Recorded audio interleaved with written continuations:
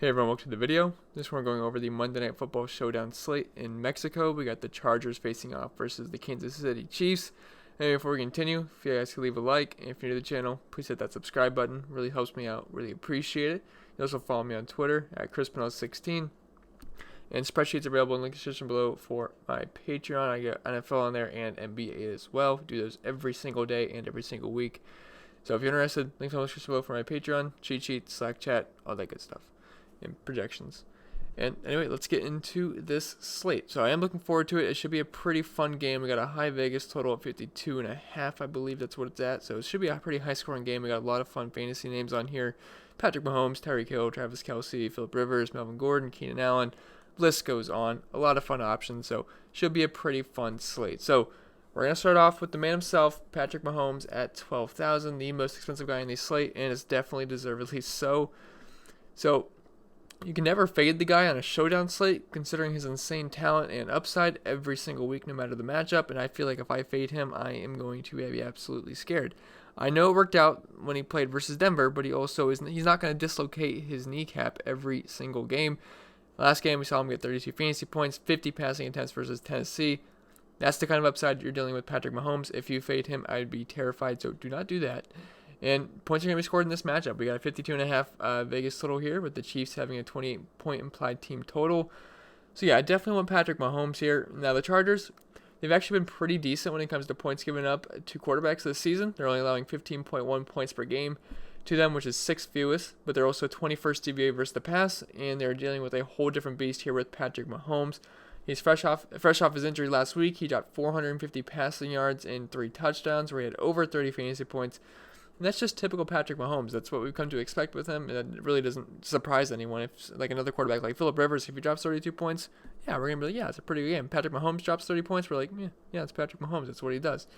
And he always has 40-point upside as well. He can do it. And I really shouldn't have to say much else here. Yeah, you should play Patrick Mahomes. He should make your lineups, find out a way to do it.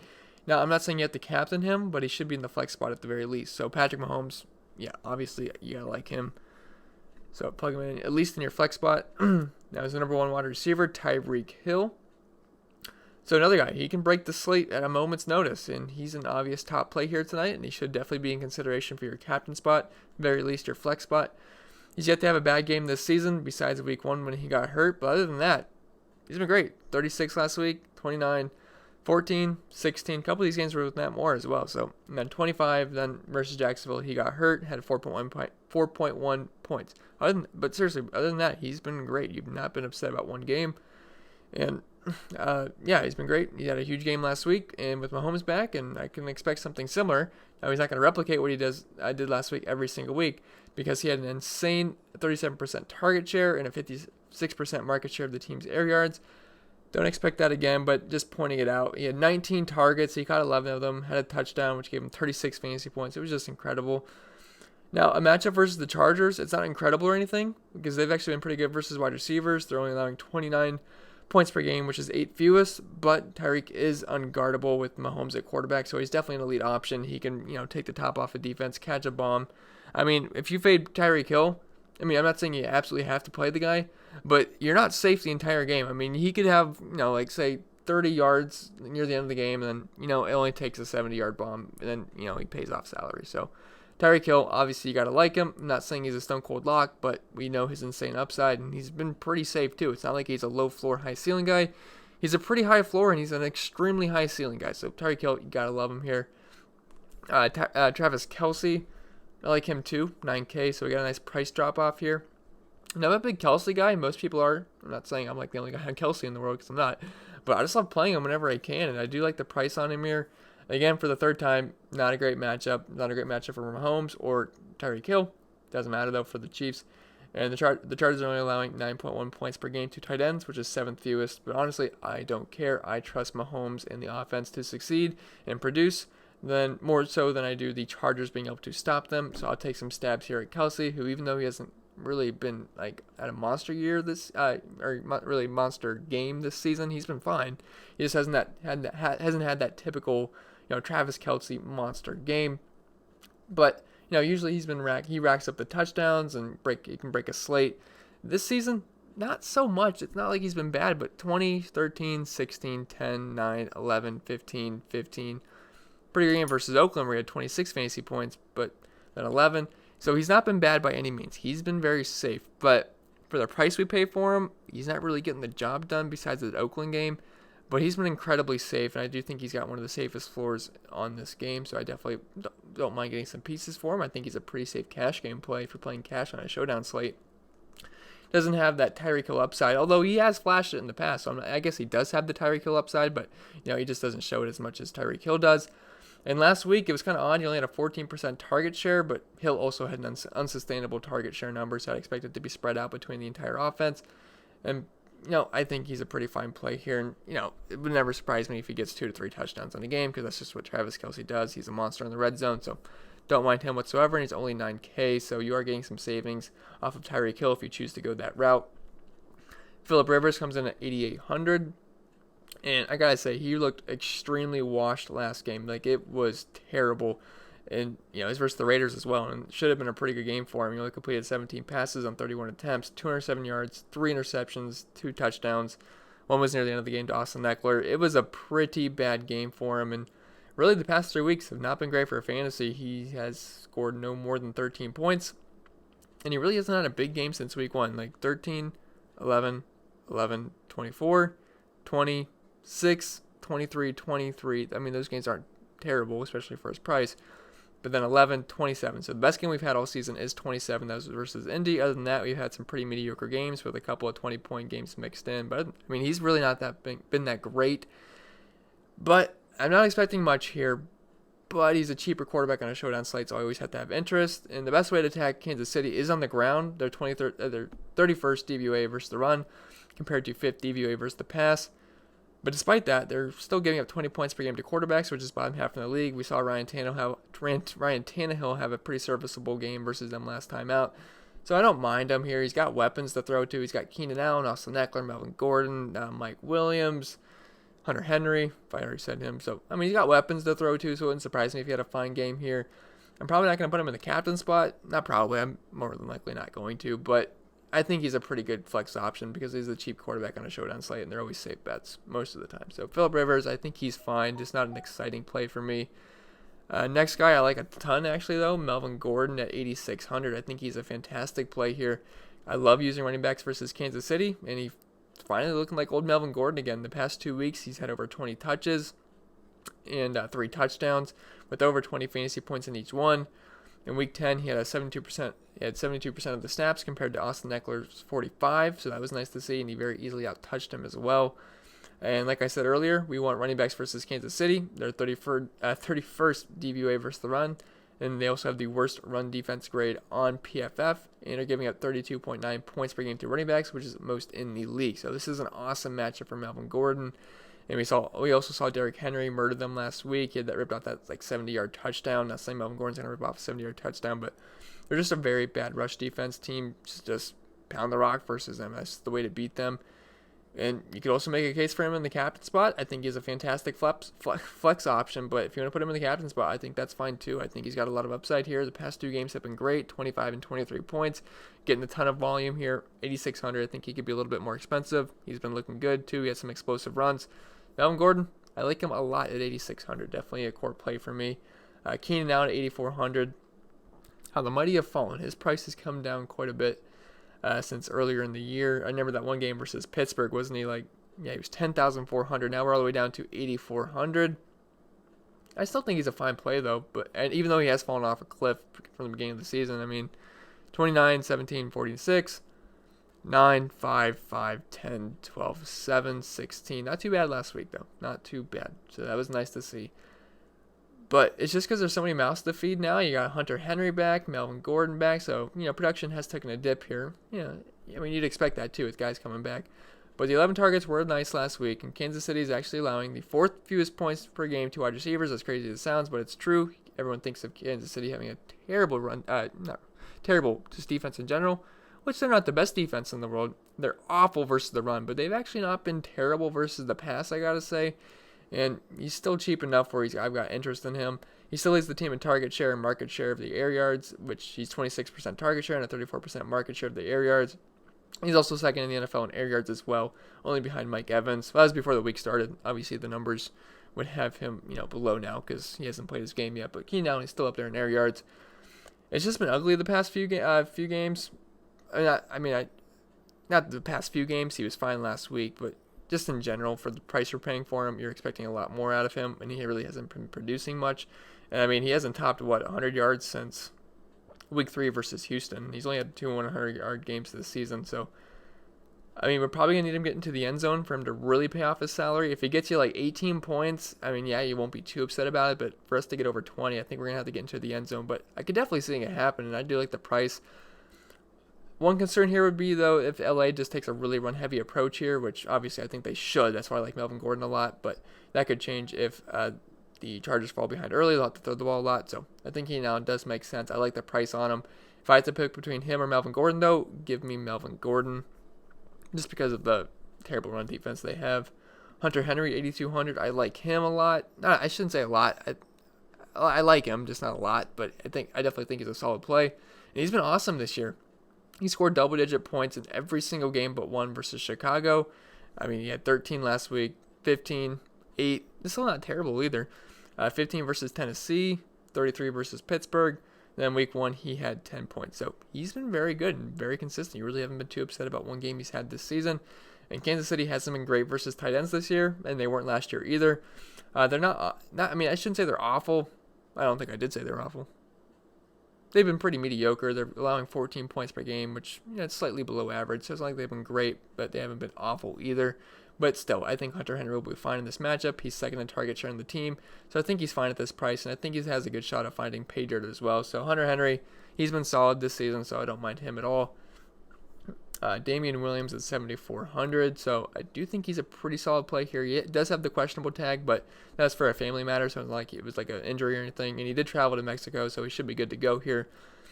LaShawn McCoy is really no longer a threat to him at this point. He was a healthy and active last week for load management, like some Kawhi Leonard type of stuff, but he only had 4 touches in the last game that he played in, and we pretty much have to view Damien as the every down back at this point, and that's what we're going to do here. The past 2 weeks, he's been fine. He scored 23 points and 14 points. Now, he had 23 points. You can think that to a 91-yard touchdown, but hey, it still counts. I can't take it away, so he still scored 23 points. And it's also a solid matchup versus the Chargers, or 26 DVOA versus the run. And you're giving up 28 points per game, which is 8th most. So he's definitely a play for me, even if Shady is active, because I really don't think he's going to have a huge role. But obviously, if Shady would be active, it's going to hurt him a little bit. But if he's inactive, I think he's a fine play at 7,400. We always know that the Andy Reid RB1 tends to produce fantasy points, and that's pretty much the case. And he's also a fine pass catcher as well. He had 5 catches in the last game. So Damien Williams, I think he's a pretty fine play, given the circumstances. Austin Ekeler, so 6,600, so he's coming in pretty cheap, but it's because we're finally seeing Melvin Gordon take over, which obviously hurts him, but he should still be fine at this price, especially if the Chargers fall behind early, because we know his upside in the passing game. He's got a 17% target share in the season, but he was severely out-touched last week, and his snaps were below 50%, so he's not some slam dunk play, but he has some upside, but I much prefer Melvin, but obviously there's a price difference there, but you can still play both. I think they're both going to be fine. The upside won't be there anymore for him. I think we saw earlier in the season when he got 39, 24, 15, 29, 23, 5 versus Pittsburgh, then 28 versus Tennessee. I think you're probably gonna have to expect more of like a 10 to 15 point game out of Austin Ekeler unless he gets multiple touchdowns, which I really can't project. But he should be fine in the passing game, and if the Chargers fall behind early, Austin Ekeler should probably be a pretty fine option because you could see him heavily involved in the passing game. But obviously Melvin Gordon, turning him back into old Melvin Gordon, obviously it's going to hurt his production. So the ceiling really isn't there anymore, but I still think he's got a decently safe floor at only 6,600. Although I gotta say, last game wouldn't have been too pretty if he didn't get into the end zone. But he has a nose for the end zone, it seems like. So I think Austin Ekeler is fine at 6,600. But obviously, if you can get up to Melvin, I would much prefer that. But I could see where we want to play both of them in the same lineup. Still think they can both have some good games because Kansas City is just so bad versus running backs. Sammy Watkins comes in at 6K. The Lizard King is still living off his week 1 performance in some eyes. He's not been great, but the targets are there. No less than 8 the past 3 weeks, which is pretty nice. And he does have upside, though. We've seen it. And he's got MAHOMES back. So at 6K, you can definitely take some shots on him, especially if the Chargers sell out to try and slow down TYREEK. That could leave some open spots for Sammy Watkins, some softer coverage. 10 points last week wasn't too bad. Then versus Minnesota, he had 13 with Matt Moore. I mean, I like the targets, and they're Patrick Mahomes targets, so they're much more valuable than Matt Moore targets, so I think he's fine. He only had 39 yards last week, 5 catches on 9 targets. Probably expect that to come up, and if he gets into the end zone at 6K, yeah, I think you're going to be pretty happy with that. So I don't mind Sammy Watkins. Not my most favorite play in the world, but he's also only 6K, and, if he's going to see 8 to 10 targets from Patrick Mahomes, I like that a lot. Mike Williams, sorry if my voice sounds a little bit, my mouth is so dry right now, so I'm trying to power through this video, but I don't have any water around me, and so it's a little tough. But Mike Williams, he kind of feels like the same play as Sammy Watkins. So he's got Hill in front of him. Mike Williams has Keenan Allen. Watkins has KELCE in front of him. Mike Williams has Hunter Henry. Watkins also has a capable pass-catching running back in DAMIEN Williams. And Mike Williams has both Austin Ekeler and Melvin Gordon in front of him. They're not in front of him, technically, but, there to catch passes as well. So, honestly, they feel like they're kind of the same play, and they're both not, like, rock-solid plays. They both have upside, but they really have a lower floor as well. And Williams is also yet to score a touchdown this year, so it feels like he's due soon. He went nuts last year versus Kansas City. He had 76 yards, 2 touchdowns, and a rushing touchdown, and the game-winning 2-point conversion. I don't know if you guys remember that game, but that was a pretty awesome game. They're just throwing that out there, but not like it has any effect on this game. I just wanted to get that out there. But just throwing that... I just want to say he has big play upside. He's second in air yards on the team with a 29% market share of it. It just really hasn't shown up on the stat sheet yet. I think he's a fine lower owned option on this slate, and he is pretty cheap. Not saying he's going to be like too low owned because it's a showdown slate, so everyone's going to be owned, but just lower owned and just in general. So I think he's fine, especially if the defense sells out to stop Melvin Gordon or Hunter Henry or Keenan Allen. He might see some softer coverage and get loose deep. So Mike Williams, I don't mind him. I think there's potential there for big plays. I mean, he's not been terrible. 7, 17, 9, 8, 12, 13, 7, 11, 4. I mean, really not that bad. He hasn't really had a huge game, but maybe some positive regressions in order. He has not scored yet, so I think he's going to score at some point in this season. So why not versus Kansas City? High scoring game, makes some sense. Obviously, you can't play the backup quarterbacks. LaShawn McCoy, I will pass on. I can't really trust him here. In last game he actually played in, he really didn't do anything either. So snaps aren't there, the touches aren't there. I would be on Team DAMIEN Williams this week, so don't really want to touch LaShawn McCoy, even if he happened to be active. MECOLE HARDMAN at 4,800. So it's pretty much a one-trick pony with TYREEK Hill back. He either gets the big play and you laugh all the way to the bank, or you're not going to have a good day.